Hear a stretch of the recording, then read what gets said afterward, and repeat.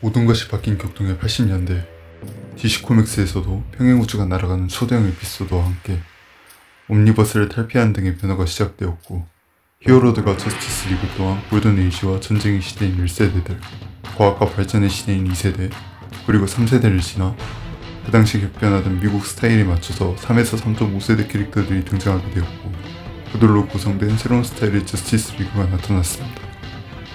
맥셀로드는 그 당시 부의 주류였던 여피로 묘사되며 상당히 독특한 캐릭터로 나옵니다. 같은 부자지만 배트맨과는 확연히 다르죠. 배트맨과 그의 부모들은 1960년대까지 고전적 부자들로 표현됩니다. 배트맨의 부모 토마스 웨인 부부는 도시 외곽에 살며 사회에 환원하며, 배트맨도 그런 부모를 보며 부모님이 이룩한 도시를 지키기 위해 있었고, 브루스 웨인일 때도 엄청난 사회환원과 직원들 복지 등 사실상 돈을 뽑고 있다고 해도 과언이 아닐 정도입니다. 그에 반해 맥셀로드는 흔히들 여피라고 불리는 신자유주의 시대에 맞춰서 나온 신흥 부자들입니다. 그들은 젊으며 도시 내 펜트하우스에 거주하며 개인주의, 소비주의, 양육강식 그리고 돈과 결과가 최우선순위죠. 맥셀로드도 그런 성격을 가지고 있습니다. 사실상 사기에 가깝게 어거지로 저스티스 리그에 들어옵니다. 말만 히어로 팀이지 성공을 위해 저스티스 리그 인터내셔널을 사조직화하려 하며 성공을 위해 사기를 밥 먹듯이 치는 사이보그처럼 잔인한 그런 존재입니다. 하지만 시대의 주인은 맥셀로드 등이 주인 여피들이지만 작가들은 아닙니다. 그런 맥셀로드를 골탕 먹이는 두 캐릭터가 있습니다. 부스터 골드와 블루비틀이죠. 부스터 골드는 미래인, 다시 말해서 신세대입니다. 그의 첫 작품을 보면 그가 여피가 아니면 뭐냐 하는 생각이 들 정도죠. 하지만 의도적이라고 할 수 있을 정도로 60년대를 계승한다 표현되며, 과거의 영웅들을 동경하며 그들의 가르침을 받으며 스스로도 맥셀로드와는 확실히 선을 긋죠. 블루비틀 또한 전대 히어로일 때 블루비틀 댄 게릿의 뜻을 따르려 노력하는 캐릭터입니다. 여피를 상징하는 맥셀로드가 과거의 방식을 따르는 두 캐릭터에게 농락당하는 건 뭔가 흥미롭습니다.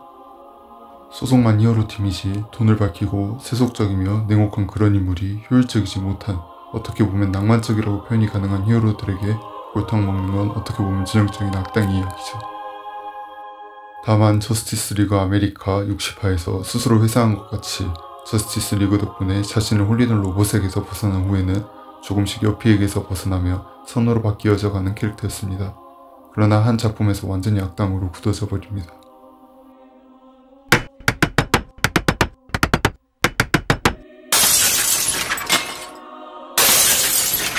여피와 그들의 방식은 꾸준히 비판받아 왔습니다. 버블을 부추기던 그들은 몇 년 후 버블이 꺼지기 시작하자 당연하다시피 비판받게 됩니다.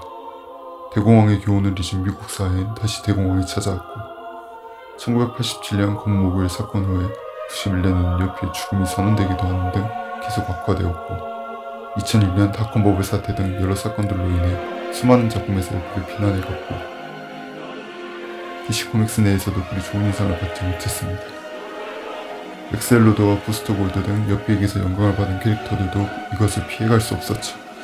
다만 부스터 골드는 몰락을 통해 히어로로서 살아남을 수 있었지만, 맥셀로드는 다른 방식으로 살아남았습니다. 아니, 히어로로서는 죽어버립니다.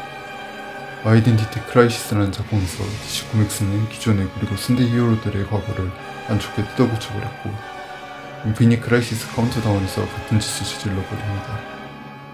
맥셀로드는 자신이 오마주했던 캐릭터의 전철을 밟아버렸고, 완전한 흑막으로 나와 히어로들은 통제가 불가능하다 규정하며 결국은 그토록 원하던 사조직을 얻으며 모든 초인들을 지워버리려고 합니다.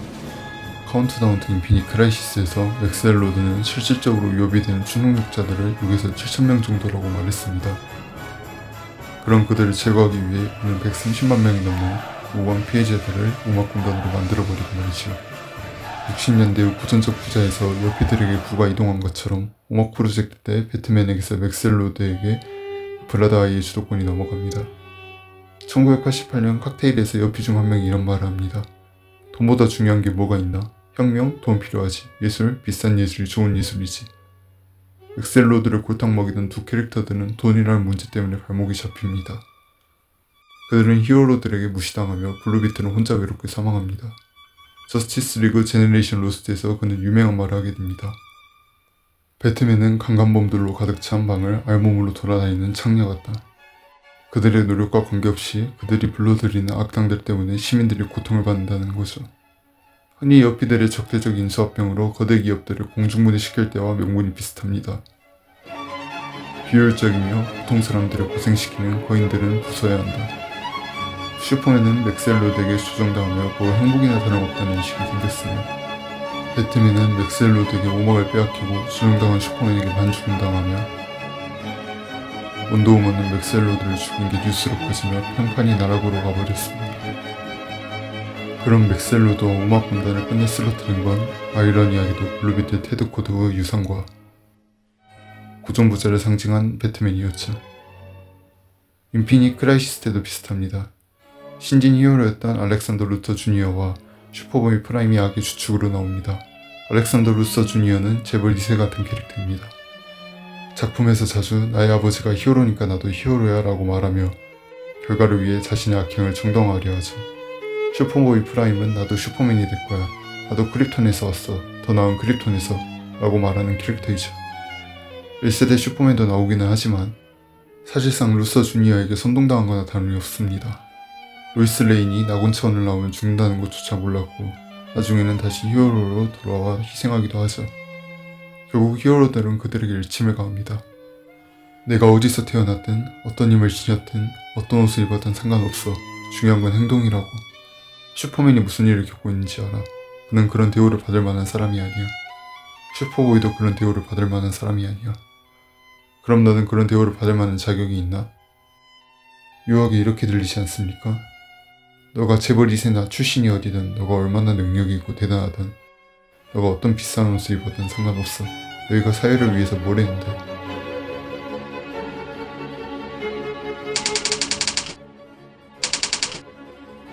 도널드 트럼프는 사실상 여피의 대표, 여피의 상징이라고 불릴 수 있는 존재였습니다.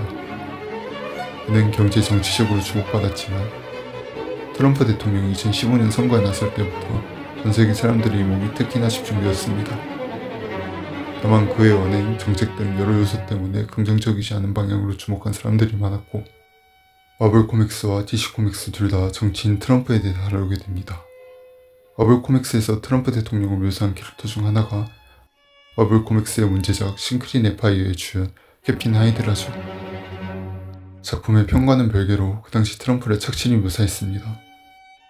아니 중반부까지는 거의 흠잡을 게 없다 수준이었죠. DC 코믹스에서는 좀 더 다른 방향으로 그의 캐릭터나 다름없었던 여피 캐릭터들 중 하나를 트럼프로 묘사합니다. 바로 맥스웰로드죠. 물론 아무리 사람이 변하지 않는다 하더라도 1980년대 사업가 트럼프와 2010년대의 정치인 트럼프는 어느 정도 다를 수밖에 없습니다. 그래서 위화감을 느낀 사람들도 있죠. 그중 알려져 있는 두 개의 이야기가 원더우먼 얼스1과 원더우먼 1984입니다. 아이러니하게도 두 작품 다 원더우먼 작품입니다. 어쩌면 당연한 겁니다. 원더우먼은 과거 여성 특유의 감정과 공감에 의한 교활을 나타냅니다. 그런 원더우먼의 상대로 철저한 양육방식의 마인드를 가진 남성인 맥스웰로드는 상당히 매력적으로 보이는 악당입니다. 원더우먼 어스1에서는